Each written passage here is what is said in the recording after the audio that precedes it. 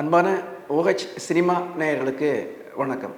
இன்று நம்ம இந்தியாவிலிருந்து கேன்ஸ் திரைப்பட விழாவில் கிராண்ட் பிரிக்ஸ் விருதை வென்றிருக்கக்கூடிய All We Imagine as Light என்கின்ற ஒரு மலையாள திரைப்படம் குறித்து நம்முடைய நேயர்களோடு பகிர்ந்து கொள்வதில் மகிழ்ச்சி அடைகின்றேன்.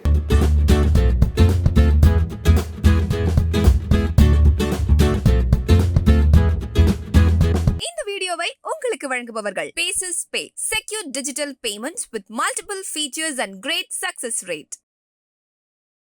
அன்பான நேயர்களே, இன்னைக்கு இலக்கிய துறையில நிறைய பெண்கள் ஈடுபட்டு வெற்றி பெற்றிருக்கிறாங்க. அதே வேளை சினிமாவில் அப்படி பெண்களால் வெல்ல முடியுதா அப்படிங்கிறது ஒரு கேள்விக்குறியாக தான் இருக்கு. சமீபமாக அமெரிக்க பல்கலைக்கழகம் ஒன்று இது குறித்து ஆராய்ச்சி செஞ்சது. அப்படி பார்க்கும்போது இலக்கிய துறைகளில் 80% பெண்கள் வெற்றி அடைந்திருக்கின்றார்கள். சினிமாவில் இயக்கம், ஒளிப்பதிவு போன்ற துறைகளில் 20% பெண்களே வெற்றி பெற்றிருப்பதாக அந்த ஆய்வு சொல்கிறது. அந்த 20% பெண்களில் ஒருத்தவங்களா All We Imagine as Light படத்தினுடைய இயக்குனர் நம் இந்தியாவை சேர்ந்த பெண்மணி பாயல் கபாடியா அவர்கள் திகழ்வது உண்மையில் மகிழ்ச்சிக்குரிய ஒரு விஷயம். இன்று வேலையின் நிமித்தம் பெண்கள் இடம்பெறுவது என்பது அதிகமாக நடைபெறுகிறது. பெரு நகரங்களுக்கு ஆண்கள் எப்படி வேலையை தேடி இடம் பெயர்கின்றார்களோ அதுபோலவே பெண்களும் இடம்பெயரக்கூடிய ஒரு சூழல் இன்று ஏற்பட்டுள்ளது. இது நிறைய படித்து கார்ப்பரேட் அலுவலகங்களில் பெண்கள் வேலைக்கு போகிறாங்க. இது ஒரு பக்கம் இருக்குதுன்னா, மிக குறைவாக சின்ன ஒரு டிப்ளமோ இல்லை சர்டிஃபிகேட் கோர்ஸ் இது மாதிரி படித்து சிறிய வேலைகளுக்காக பெண்கள் இடம்பெயரக்கூடிய சூழலும் இன்றைக்கி இருக்குது. திருப்பூர் போன்ற பெரு நகரங்களில் இன்றைக்கி நிறைய வேலை செய்யக்கூடியவர்களாக பெண்கள் இருக்கிறாங்க. இதை தமிழ்ச்செல்வியினுடைய கற்றாழை அப்படிங்கிற புதினம் விரிவாக பேசியிருக்குது.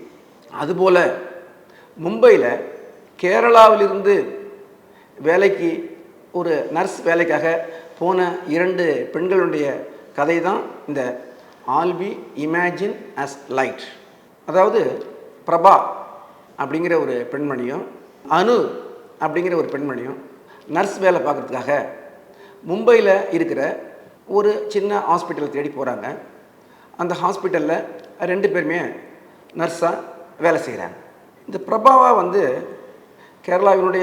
கேரளா மட்டுமல்ல, இன்றைக்கி இந்தியாவில் ஒரு மிக முக்கியமான நடிகையாக திகழக்கூடிய அந்த கனி குசுருதி தான் இந்த படத்தில் பிரபாவாக நடிச்சிருக்கிறாங்க. அதுபோல் திவ்யா பிரபா அப்படிங்கிறவங்க அனுவாக நடிச்சிருக்கிறாங்க. இந்த படத்தினுடைய கதை அப்படின்னு பார்த்தோம்னா அது ஒரு பஸ் டிக்கெட்டுக்கு பின்னாடி எழுதிடக்கூடிய ஒரு கதை தான். இந்த படம் அப்படிங்கிறது பெண்களுடைய உணர்ச்சிகளின் தொகுப்பாக இருக்குது. பெண்களினுடைய அவநம்பிக்கையினுடைய காட்சி வடிவமாக இருக்கிறது. பெண்கள் விடக்கூடிய பெருமூச்சியின் ஓலமாக இந்த படம் இருக்குது. பெண்கள் அடைகிற தோல்வியின் ஒரு கருத்த நிழலாக இந்த படம் இருக்குது. இந்த அணுவுக்கும் பிரபாவுக்கும் ஒரு தசாப்த இடைவெளி இருக்குது. அதாவது ஒரு தசாப்தங்கிறது ஒரு 10 வருஷம். பிரபா அணுவை விட 10 ஆண்டுகள் மூத்தவளாக இருப்பாங்க. இந்த 10 வருஷத்தில் 2 பெண்களுடைய கேரக்டர், அதாவது பண்பு நலன், இந்த மிகப்பெரிய ஒரு இடைவெளி இந்த 2 பெண்களுடைய பண்புகளுக்கும் இடையே இருக்குது. இவங்க ஒருத்தவங்களுக்கு ஒருத்தவங்க அனுசரணையாக நட்பாக ஒரே மருத்துவமனையில் வேலை செய்கிறாங்க, ஒரே வீட்டில் வாழ்கிறாங்க. ஆனாலும் இவங்களுக்குள்ள ஒரு பெரிய மன பள்ளத்தை ஆண்கள் உருவாக்கியிருக்கிறாங்க. அதாவது பிரபாவுக்கு ஒரு கணவன் இருக்கிறான். அவன் வேலையின் நிமித்தமாக ஜெர்மன் போயிருக்கிறான். ஜெர்மனுக்கு போனவன் என்ன ஆனா, திரும்பி வருவானா, எதுவுமே இந்த பிரபாவுக்கு தெரியல. இந்த அணுவுக்கு இந்த மும்பை மாநகரத்தில் ஒரு வேற்று மதத்தை சேர்ந்த ஒரு இளைஞன் காதலனாக கிடைத்திருக்கிறான். இவங்க கிடைக்கிற இடைவெளியில் ஒருத்தவங்க முத்தமிட்டுக்கிறாங்க, ஒருத்தவங்களோட ஒருத்தவங்க அன்பாக இருந்துக்கிறாங்க, உறவு கொள்கிறாங்க. இப்படி 2 பெண் தலைமுறைகளுக்கு இடையே உள்ள ஒரு இடைவெளியை பாயல் கபாடியா மிக அழகாக காட்டியிருக்கிறாங்க. அதாவது பல வருடங்களுக்கு முன்பாக இத்தாலியில் வந்து மெலினா அப்படின்ட்டு ஒரு திரைப்படம் வந்தது. அதனுடைய இயக்குனர் வந்து அந்த மெலினா அப்படிங்கிற பெண் பாத்திரத்தின் வழியாக இத்தாலியை வந்து உருவகப்படுத்தியிருப்பாங்க. அப்படி தான் இந்த படத்தில் பார்த்தோம்னா இந்த 2 பெண் பாத்திரங்களின் வழியாகவும் பாயல் கபாடியா வந்து மும்பையை ஒரு பெண்ணாக பார்க்குறாங்க. அதாவது நாம் பார்க்குற மும்பை வேறு, பாயல் கபாடியா காட்டுற மும்பை வேறு மாதிரி இருக்குது. அது இன்றைக்கி இருக்கக்கூடிய ஒரு சபால்டன், அதாவது ஒடுக்கப்பட்ட வெளிச்சத்திற்கு வராத ஒரு சமூகத்தினுடைய வாழ்க்கை எப்படி இருக்குது அப்படிங்கிறது தான் பாயல் கபாடியா காட்ட விரும்புகிறாங்க. மும்பையினுடைய சேரி பகுதிகள் அல்லது புறக்கணிக்கப்பட்ட மும்பையினுடைய பகுதிகள் எப்படி இருக்குது அதை வந்து ஒரு 2 பெண்களின் கண்கள் வழியாக காட்டுறாங்க. இந்த பிரபாவும் அணுவும் வேலை செய்யக்கூடிய மருத்துவமனையில் ஒரு சமையலாளர் ஒருத்தங்க இருக்கிறாங்க. அவங்க பேர் பார்வதி. அந்த பார்வதியினுடைய வாழ்விடத்தை ரியல் எஸ்டேட் அதிபர்கள் பிடிக்கிறாங்க. அதை எதிர்த்து அந்த பார்வதி கோர்ட்டுக்கு போகலான்ட்டு ஒரு வக்கீல்கிட்ட கனியை கூட்டிட்டு போகிறாங்க. அதாவது பிரபாவை கூட்டிகிட்டு போகிறாங்க. அப்போ வக்கீல் என்ன கேட்குறாருன்னா, நீங்கள் அந்த வீட்டில் உங்கள் வீடு தான் அது அப்படிங்கிறதுக்கு என்ன ஆதாரம் இருக்குது அப்படின்னு சொல்கிறாங்க. அவள் என்னென்னமோ ஆதாரத்தை சொல்கிறான். ஒரு வீடுனா நம்ம படுத்து கிடந்த இடம் இருக்கும், சமைச்ச இடம் இருக்கும், சாமி கும்பிட்ட இடம் இருக்கும், நிறைய அனுபவங்கள் அந்த வீட்டில் இருக்குது. ஆனாலும் இவையெல்லாம் ஒரு நீதிமன்றத்துக்கு போதாது.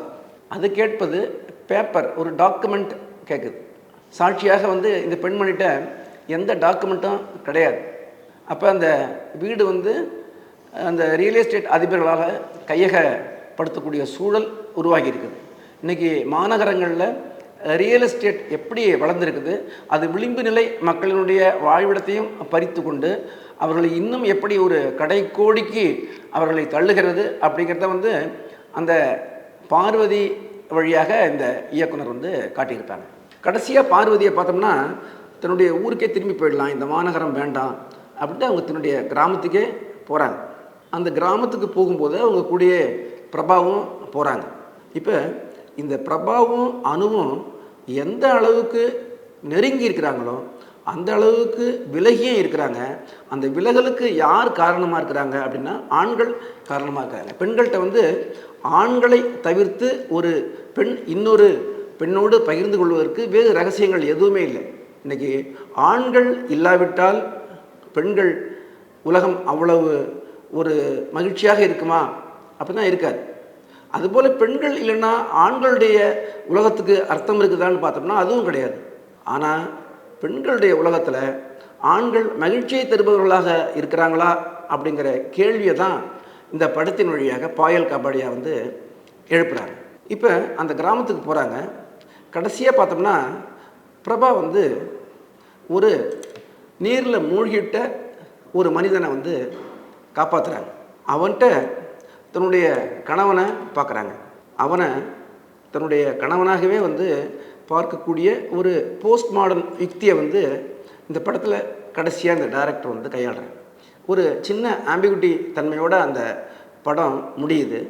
இந்த நீர் அப்படிங்கிறது ஒரு மனிதனுடைய எல்லாவித பாவத்தையும் ஒரு பெண்ணினுடைய எல்லாவித துக்கத்தையும் கழுவிவிடுவதாக இருக்கிறது. இந்த உலகம் நீரால் ஆனதாக இருக்குது அப்படின்ட்டு நம்ம அந்த பாயல் கபாடியா வந்து இந்த படத்தின் மூலமாக காட்டுறாங்க.